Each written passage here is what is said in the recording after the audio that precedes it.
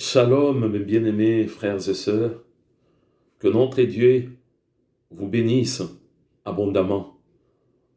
Merci à notre Dieu qui a permis que ce matin encore de dimanche 27 novembre 2022, qu'on puisse se retrouver et qu'on puisse aussi écouter la parole. Alors avant toute chose, commençons par la prière. Tendre Père, nous bénissons ton Saint-Nom. Nous te disons merci pour cette grâce infinie que tu nous accordes. Ô Seigneur, quelle grâce! Nous voulons écouter ta parole. Et voilà que ta parole est très complexe. Ta parole est très profonde. Il n'y a que le Saint-Esprit qui peut nous aider à comprendre cette parole. Dispose nos cœurs, que nos cœurs puissent ressembler à une terre fertile, à une terre féconde pour recevoir ta parole, afin que cette parole puisse germer dans nos cœurs et produire beaucoup de fruits. Au nom de Jésus, Amen. Voilà, bien-aimés, nous continuons toujours sur ce thème que Dieu nous a donné, un thème très important pour nous en tant qu'enfants de Dieu, marcher par l'esprit et vous n'accomplirez pas les désirs de la chair. C'est-à-dire notre Dieu nous demande qu'on puisse marcher par l'esprit et non par la chair. Notre Dieu nous a donné beaucoup de versets bibliques. Notre Dieu nous a éclairés. Notre Dieu nous a montré qu'avec le Saint-Esprit, nous allons marcher toujours selon sa parole. Avec le Saint-Esprit, nous aurons toujours cette capacité de surmonter les épreuves, d'avoir cette capacité d'aller toujours de l'avant. Alors, mes bien-aimés, pour ce matin, nous avons toujours le même thème, mais ça va être formulé d'une autre manière. Donc, marcher par l'Esprit.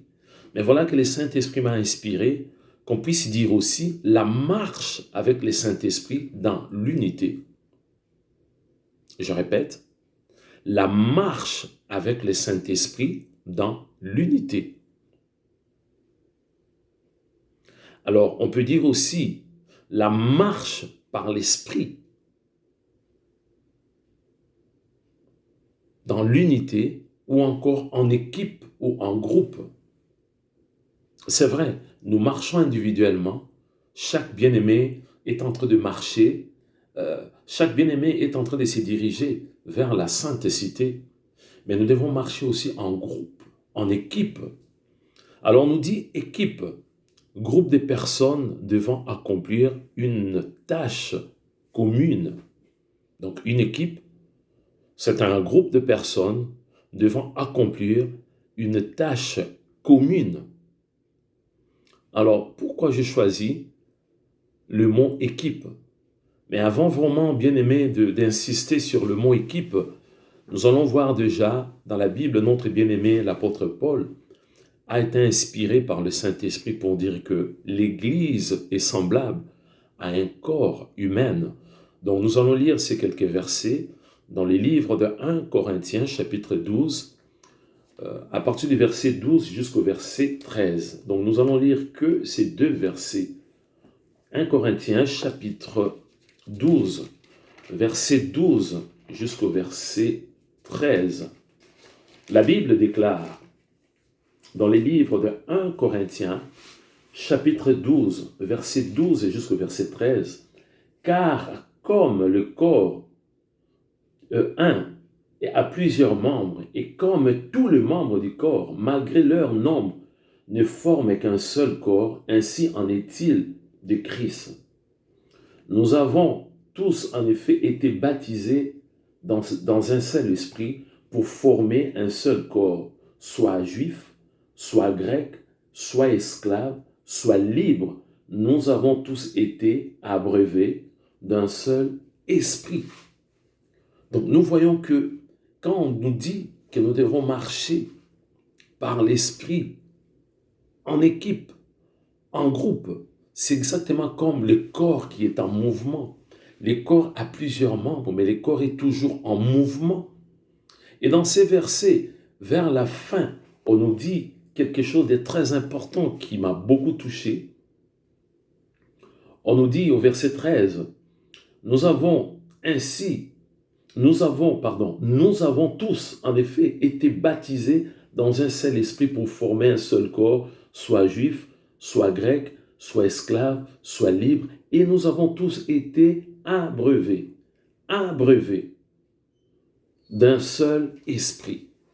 On nous dit abreuvé qui veut dire imbiber, ou imbiber en profondeur, ou remplir abondamment. Donc nous avons été remplis abondamment dans le Saint-Esprit, bien-aimés. Nous sommes remplis du Saint-Esprit. Alors je vais revenir maintenant par rapport à ce mot équipe. J'ai beaucoup plus été inspiré par rapport à ce mot équipe. On nous dit équipe, groupe de personnes devant accomplir une tâche commune. Quand on parle d'une équipe, la Bible dit le monde ne vous enseigne même pas.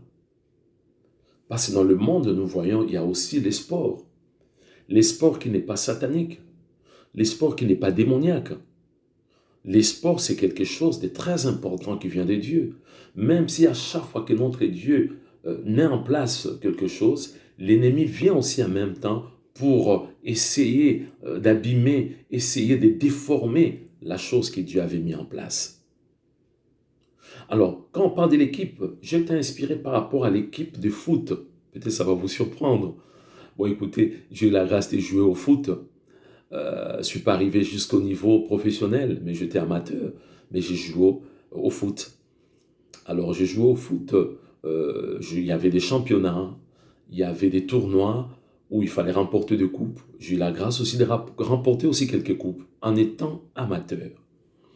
Donc, voilà, bien-aimés, on va beaucoup plus insister par rapport à l'équipe.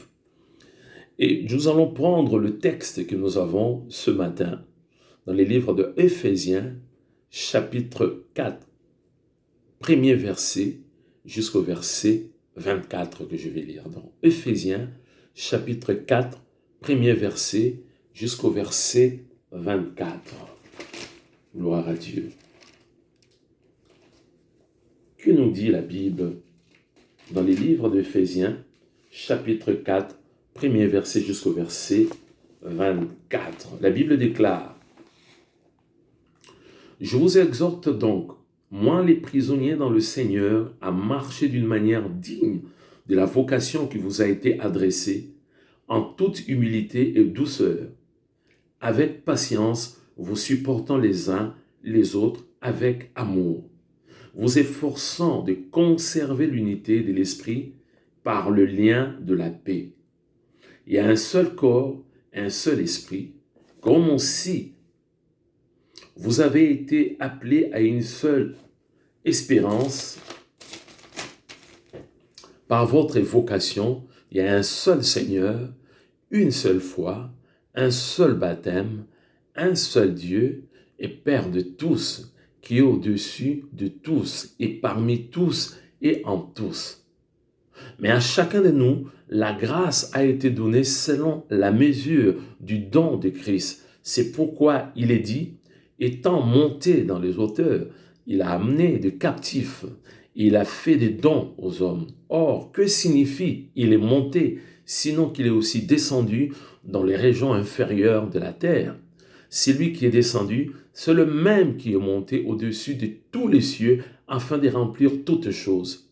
Il a donné les uns comme apôtres, les autres comme prophètes, les autres comme évangélistes, les autres comme pasteurs et docteurs, pour le perfectionnement des saints en vue de l'œuvre du ministère et de l'édification du corps de Christ, jusqu'à ce que nous soyons tous parvenus à l'unité de la foi et de la connaissance du Fils de Dieu, à l'état d'homme fait, à la mesure de la stature parfaite de Christ. Ainsi, nous ne serons plus des enfants flottants et emportés à tout vent de doctrine par la tromperie des hommes, par leur ruse, dans le moyen de séduction. Mais en professant la vérité dans l'amour, nous croîtrons à tous égards en celui qui est le chef, Christ. C'est de lui et grâce à tous les liens de son assistant que tous les corps bien coordonnés et formant un solide assemblage tirent son accroissement selon la force qui convient à chacun de ses parties et s'édifie lui-même dans l'amour. Amen. Voilà, mes bien-aimés, on nous parle de l'unité. On nous dit, bien-aimés, la marche avec le Saint-Esprit dans l'unité. Quand on parle de l'unité, on voit qu'il y a un seul corps. Un seul corps. Donc on nous montre très bien la marche avec le Saint-Esprit en équipe. Et notre équipe, c'est la colonne des vérités, mes bien-aimés. Notre équipe à nous, c'est la colonne des vérités. Nous n'avons pas deux équipes, une seule équipe. C'est vrai, on nous parle de l'Église universelle dans l'ensemble. Il y a plusieurs églises locales. La nôtre, c'est la colonne des vérités. Notre église, c'est la colonne des vérités. Notre équipe, c'est la colonne des vérités. Alors, avant de décortiquer ces quelques versets de Ephésiens chapitre 4, premier verset jusqu'au verset 24, je vais revenir sur l'équipe de foot. Je sais que tout le monde n'aime pas le foot, et le foot ne vient pas de Satan. Le foot a été inspiré aussi, je dirais, par Dieu, parce que c'est vraiment, mais bien aimé, c'est pour vous dire, c'est vraiment un sport. J'ai eu la grâce de pratiquer le foot. Alors, dans le foot, il y a une équipe avec 11 joueurs. Comprenez très bien. La personne qui a été inspirée pour créer l'équipe de foot a été inspirée qu'une équipe puisse avoir 11 joueurs. Il y a les gardiens de but. Il y a 4 défenseurs. Parmi les défenseurs, il y a ce qu'on appelle les numéros 2. Les numéros 2 est souvent droitier. Les numéros 3 est gaucher. Et puis il y a les numéros 4 et les numéros 5. Donc le gardien avec 4 défenseurs. Moi, quand je jouais, j'étais le numéro 5. Après les défenseurs, on a ce qu'on appelle les milieux de terrain. C'est-à-dire, on a 2 milieux de terrain. Il y a un peut-être qui va essayer d'aller vers la défense pour aller vers l'attaque. Il y a un autre qui va rester vers l'attaque. Donc, je vous ai expliqué que du côté défensif, du côté de la défense, il y a le gardien de but et puis 4 défenseurs qui fait 5. Quand on ajoute le 2 milieux de terrain, ça nous fait 7 joueurs. Il va nous rester 4 joueurs pour que ça puisse faire 11. Et les 4 joueurs là sont des attaquants.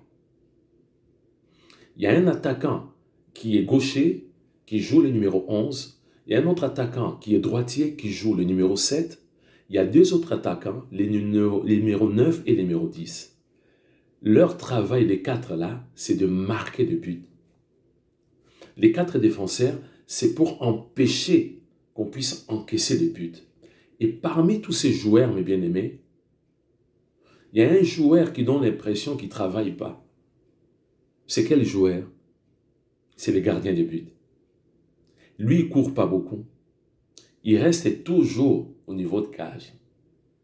Il ne court pas beaucoup. Si vous regardez un match de foot, regardez toujours le gardien de but. On a l'impression comme si lui, il ne fait rien. Les autres courent, les défenseurs courent, les milieux de terrain courent, les attaquants courent, mais lui, il reste toujours derrière. Ça donne l'impression comme il s'ennuie. Mais attention, il joue un rôle très important. Parce que si vous n'avez pas un bon attaquant, vous allez encaisser beaucoup de buts.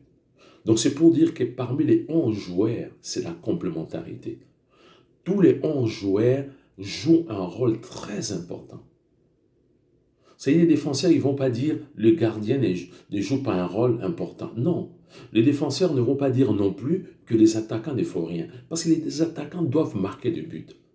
Les défenseurs doivent protéger derrière qu'on ne puisse pas encaisser des buts. Donc voilà un peu, nous allons comprendre plus tard comment est-ce que une équipe de foot avec 11 joueurs fonctionne. Parce qu'en face, il y a l'équipe adverse. En face, il y a aussi 11 joueurs.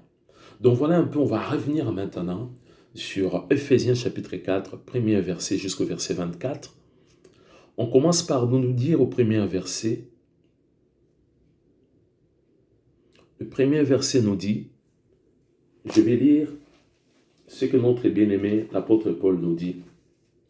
L'apôtre Paul nous dit, je vous exhorte donc, moi les prisonniers dans le Seigneur, à marcher d'une manière digne de la vocation qui vous a été adressée. Rien que le premier verset, l'apôtre Paul parle de beaucoup de choses. Beaucoup de choses. Il commence à dire, je vous exhorte, c'est-à-dire je vous encourage. Je vous encourage, vous mes bien-aimés, à marcher. On nous a dit que nous sommes en train de marcher. Marcher par l'Esprit. Marcher par l'Esprit. Marcher par l'Esprit. Et les bien-aimés nous dit, je vous encourage, je vous exhorte à marcher d'une manière digne. Nous allons décortiquer plusieurs mots, plusieurs versets, plusieurs verbes aussi, parce que souvent, nous oublions. Quand on parle de l'amour, des fois on oublie, on ne sait plus l'amour c'est quoi, la définition de ce mot. Alors on nous dit déjà à marcher d'une manière digne. On va chercher ce mot digne qui nous dit, selon la définition, quand on dit digne, c'est-à-dire correct, respectueux, qui a les qualités. Donc l'apôtre Paul nous dit que nous devons marcher d'une manière correcte, en tant qu'enfant de Dieu, d'une manière respectueuse, bien-aimés. Nous devons marcher avec des qualités. Après, il dit, digne de la vocation qui vous a été adressée. On va voir encore le mot vocation. On nous dit vocation, mouvement intérieur par lesquels on se sent appelé par Dieu. Alléluia. Une vocation, on nous dit une vocation, c'est un mouvement intérieur par lequel on se sent appelé par Dieu. C'est un appel, c'est une mission.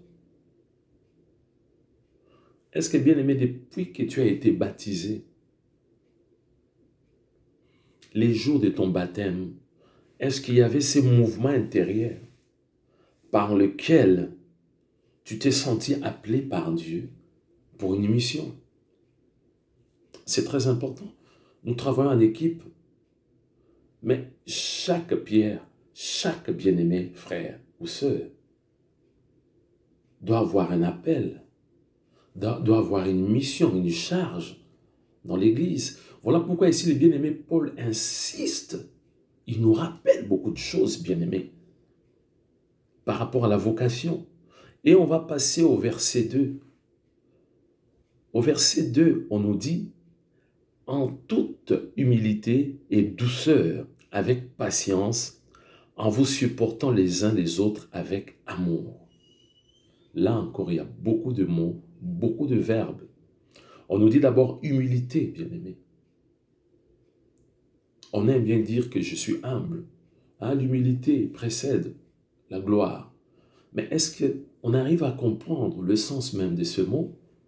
Parce qu'on dit humilité, sentiment de sa propre insuffisance qui pousse à réprimer tout mouvement d'orgueil. C'est fort, bien-aimé. L'humilité précède la gloire. Mais on nous dit, bien-aimé, humilité, sentiment de sa propre insuffisance qui pousse à réprimer tout mouvement d'orgueil. Donc, c'est-à-dire, une personne qui est humble, la personne arrive à comprendre qu'elle est limitée. Elle est limitée. La personne ne peut pas être orgueilleuse dans ce groupe, dans cette équipe, bien-aimé. Il y a un autre mot, bien-aimé, douceur, qualité d'un mouvement progressif et aisé, de ce qui fonctionne sans violence ni bruit. Alléluia. Dans une équipe, bien-aimé, nous devons avoir la douceur. Chaque membre d'équipe doit être doux. Voilà pourquoi on nous dit douceur, bien-aimé, qualité d'un mouvement progressif et aisé, de ce qui fonctionne sans violence ni bruit. Donc c'est la bonté, c'est la grâce, c'est la tendresse. L'apôtre Paul a reçu cette grâce, bien-aimé, de nous donner, bien-aimé, des mots, des verbes qui touchent, bien-aimé. On nous parle encore de supporter, bien-aimé. Ce verbe supporter, qui veut dire tout simplement soutenir quelqu'un.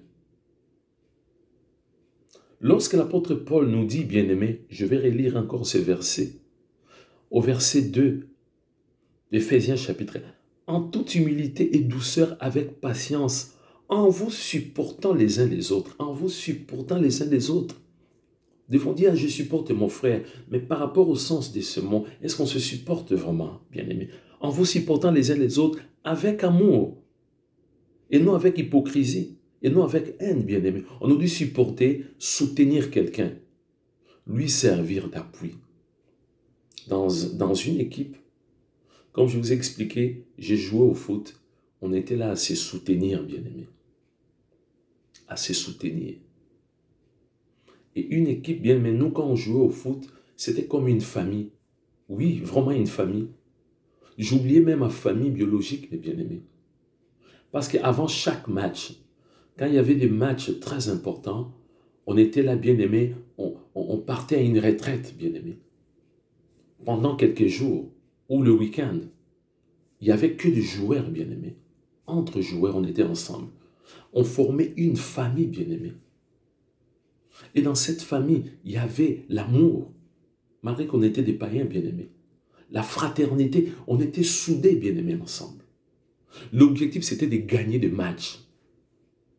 L'objectif, c'était de marquer des buts. Le gardien de but était déterminé pour empêcher d'encaisser des buts. Les défenseurs étaient là, bien-aimés, pour empêcher que les attaquants puissent approcher des gardiens de but. Les milieux de terrain, ils étaient là pour tourner. Ils étaient là pour donner des passes, pour essayer un peu comme un ventilateur, bien-aimé, essayer de soulager les défenseurs et les attaquants. Et les attaquants, l'objectif, c'était de marquer, bien-aimé. Et je peux vous dire, et je voyais, bien-aimé, l'humilité. C'est vrai, il y avait des joueurs aussi orgueilleux, mais il y avait l'humilité, bien-aimé. Il y avait la douceur. On s'est supporté, bien-aimé, entre joueurs.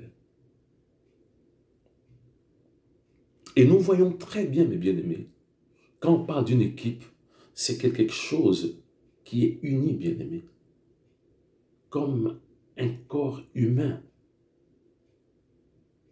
Ici, l'apôtre Paul nous éclaire, nous explique, je vous ai dit, bien-aimé, il y a plusieurs mots, il y a plusieurs verbes, bien-aimés.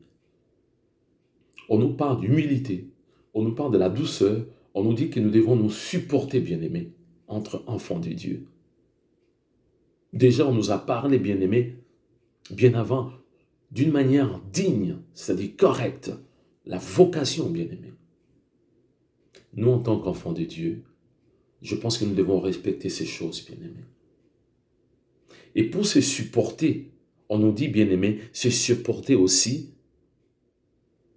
c'est de subvenir, bien-aimés, aux besoins de quelqu'un, avec amour. Lorsqu'un bien-aimé manque quelque chose, lorsqu'il y a un frère qui manque quelque chose, je vais supporter ces bien-aimés. Lorsque je vois un bien-aimé qui va tomber, je vais supporter ces bien-aimés afin qu'il ne puisse pas tomber. Toujours en équipe, bien-aimés. Et nous allons prendre, bien-aimés, Romains chapitre 12, versets 9 à 21, qui nous éclaire. Ce sont des versets toujours complémentaires, bien-aimés. Ce sont des versets qui nous montrent que nous, en tant qu'enfants de Dieu, nous devons être unis, bien-aimés. Nous devons être ensemble. Méditons ensemble. Nous allons encore développer, bien-aimés, le mardi, si Dieu le permet, bien-aimés. Mais nous allons prendre Romains chapitre 12, verset 9 jusqu'au verset 21, bien-aimés. Romains chapitre 12, verset 9 jusqu'au verset 21. Que l'amour soit sans hypocrisie. Ayez le mal en horreur. Attachez-vous fortement au bien. Par amour fraternel, soyez pleins d'affection les uns pour les autres par honneur. Usez de prévenance réciproque. Ayez du zèle et non de la paresse. Soyez fervents d'esprit. Servez le Seigneur et réjouissez-vous en espérance. Soyez patients dans l'affliction. Persévérez dans la prière. Pourvoyez aux besoins des saints. Exercez l'hospitalité. Bénissez ceux qui vous persécutent. Bénissez et ne maudissez pas. Et réjouissez-vous avec ceux qui se réjouissent. Pleurez avec ceux qui pleurent. Ayez le même sentiment les uns avec les autres. N'aspirez pas à ce qui est élevé, mais laissez-vous attirer par ce qui est humble. Ne soyez point sage à vos propres yeux.